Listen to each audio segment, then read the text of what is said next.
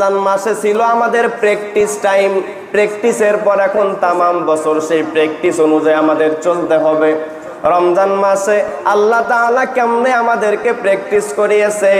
রমজানে আপনার দিনের বেলা হালাল খাবারটাও আপনার উপরে হারাম ছিল, আপনার ঘরের স্ত্রী আপনার উপরে হালাল, কিন্তু সেই স্ত্রীও দিনের বেলা আপনার উপরে হারাম ছিল। এই যে প্র্যাকটিস করিয়েছেন আল্লাহ, ওরে বান্দা আমার ভয় তোমার অন্তরে থাকার কারণে তুমি খাবার ছেড়ে দিলা, হালাল স্ত্রী ছেড়ে দিলা। রমজান পার হওয়ার পর যখনই কোনো গুনার কাছে যাবা, আমি হালালগুলো ছাড়তে বলি না, তুমি শুধু হারামগুলো আমার ভয়ে ছেড়ে দিবা।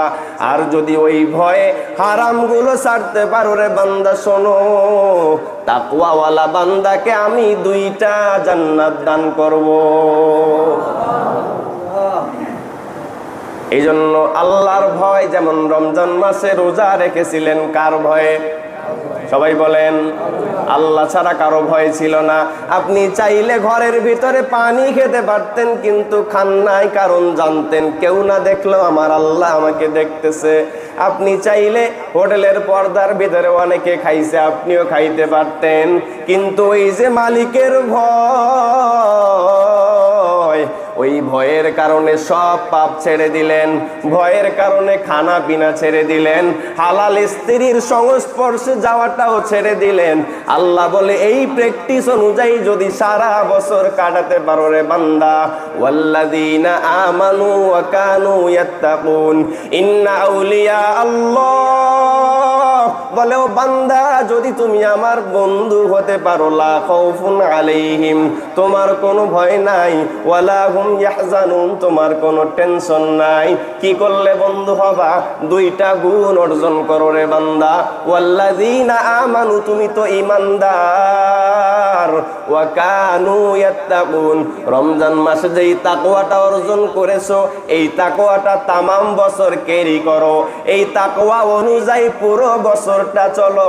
মিথ্যা বলতে গেলে রমজানের মতো ভয় চলে আসবে, না না না, মিথ্যা বললে আমার আল্লাহ বেজার হয়ে যাবে।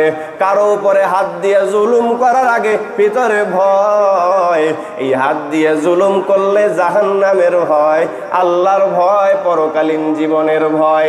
এই পাও দিয়ে হেঁটে হেঁটে অন্যায়ের দিকে যেতে গেলে ভয়, এই ভয় যখন আপনার ভিতরে চলে আসবে, আপনি একজন তাকওয়াবান মানুষে রূপান্তরিত হয়ে যাবেন।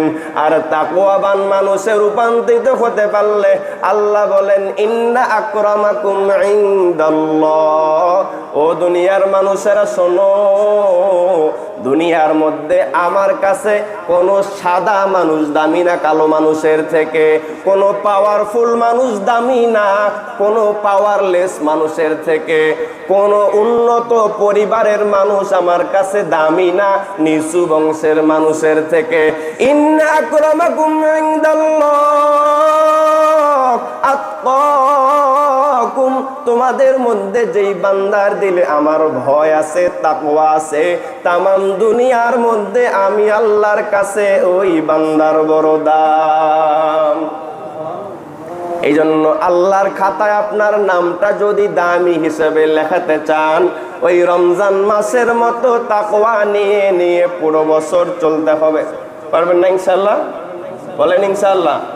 বলবেন তো ইনশাআল্লাহ, বাকি তো আল্লাহর ইচ্ছা। আল্লাহর হুকুম ছাড়া তো গাছের পাতাও নড়ে না। সব সময় আল্লাহর কাছে দোয়া করা। আল্লাহ রমজান মাসে